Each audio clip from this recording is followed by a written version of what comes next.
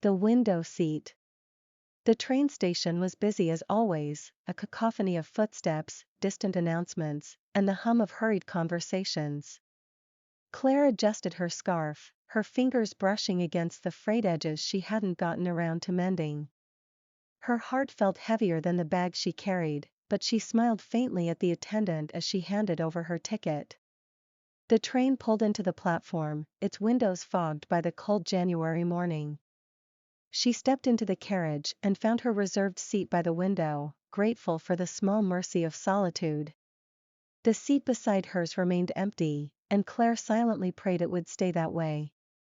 She loved train journeys for their anonymity. The rhythmic clatter of wheels on rails seemed to echo her heartbeat, a steady cadence against which she could think or not think at all. As the train began to move, she leaned against the cold glass, watching the city blur into patches of gray and green. Claire wasn't running away, not exactly. She had her reasons, though they sat heavy and unspoken, even in her own mind. The ache of something left behind weighed on her shoulders, unacknowledged but ever present. Her mind drifted to Mark. They had been together for 5 years, engaged for 1. She could still remember the way he had held her hand when he proposed with nervous excitement. But the memory had soured. "I'm not sure anymore," he had said one evening, his voice hesitant, eyes avoiding hers. He needed time, space to think. And so she left, hoping the distance would bring clarity.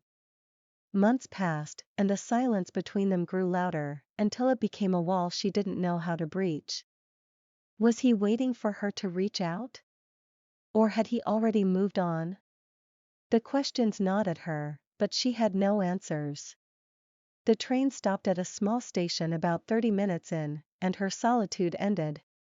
A man, maybe in his mid-50s, stepped into the carriage, carrying a worn leather briefcase and a small bouquet of daisies wrapped in brown paper. His salt and pepper hair was neatly combed, though his glasses sat slightly askew, lending him an air of gentle disarray. He paused, scanned the seat numbers, and smiled when he found hers. "Excuse me," he said softly, holding up his ticket as if to apologize for disturbing her. "I believe I'm next to you." Claire nodded, without saying anything. "Thank you," he said, settling into the seat with a contented sigh. He placed the bouquet carefully on the tray table in front of him, adjusting it until it was just right. Claire couldn't help glancing at the flowers. "They're lovely," she said, much to her own surprise. She hadn't intended to speak. The man looked at the daisies and smiled, a wistful look crossing his face. They were her favorite. Claire didn't ask who she was. The weight of his words hung between them like an unspoken truth. The train continued its journey, fields and towns drifting by. The man sat quietly for a while, then turned to her with a small, hesitant smile. "Do you mind if I talk?" he asked. There was something unsteady yet earnest in his voice. Claire hesitated. She wasn't in the mood for conversation, but something in his voice made her nod. He began slowly, his words measured and deliberate.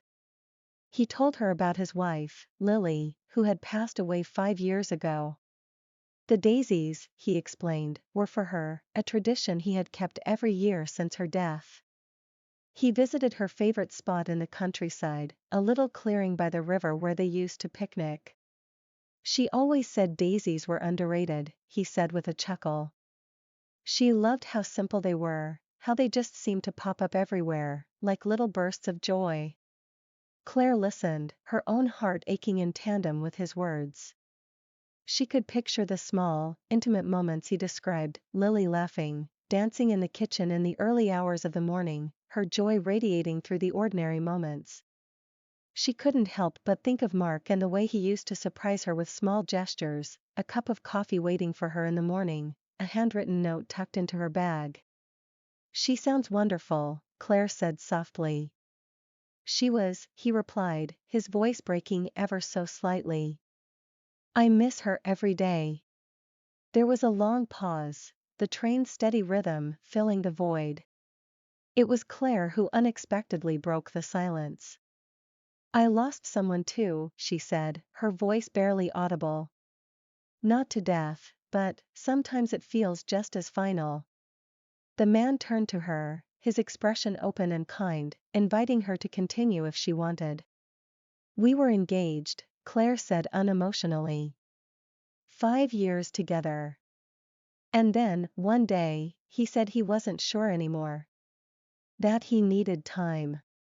"I left to give him space, but it's been months, and I haven't heard from him. I keep telling myself I should move on, but it's hard to let go of someone you thought would be your forever." Her words hung in the air, raw and exposed. She hadn't meant to say any of it, especially not to a stranger. But there it was. "I'm sorry," the man said, his voice gentle but unhurried. "Letting go is one of the hardest things. And sometimes it's not about forgetting, but about making room for something new." Claire nodded, but she wasn't sure if she believed him yet. It was too soon, too painful. Her engagement had felt like a promise, a contract she had no idea how to dissolve. And she wasn't sure she was ready to. As the train continued, the landscape outside a blur of gray and green, the man shared more about his life. His granddaughter, Emma, was the only person who seemed to fill the emptiness left by Lily's passing. "She says it's because Grandma's watching us from up there," he said, pointing towards the sky. "Kids have a way of making the unbearable feel bearable, don't they?" Claire nodded, though she had no children of her own. Still, his words settled over her like a balm.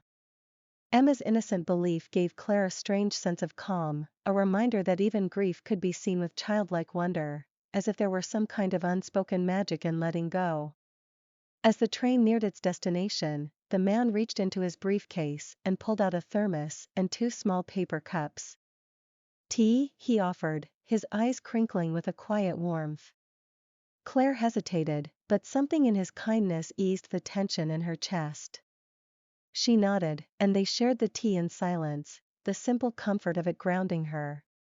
When the announcement for the next station crackled through the speakers, the man began gathering his things.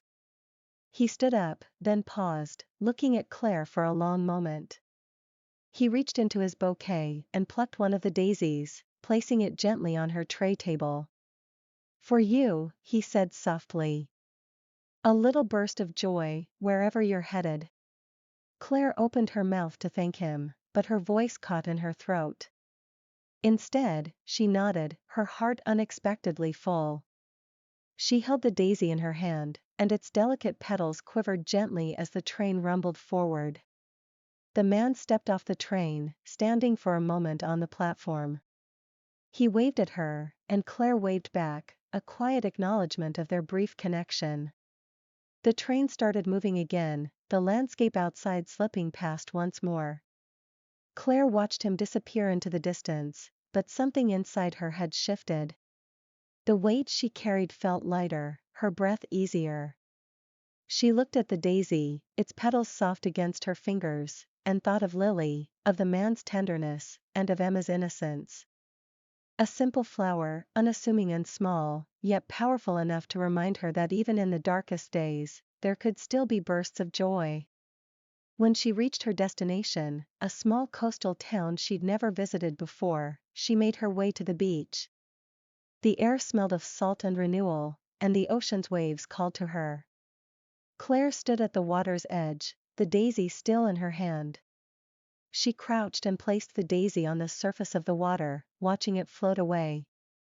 She whispered a quiet goodbye, not just to the man on the train or to the love she'd lost, but to the life she had been holding onto so tightly, the part of herself that had been afraid to let go. For the first time in a long while, she felt something like hope stirring inside her, like the beginning of a new chapter. She smiled.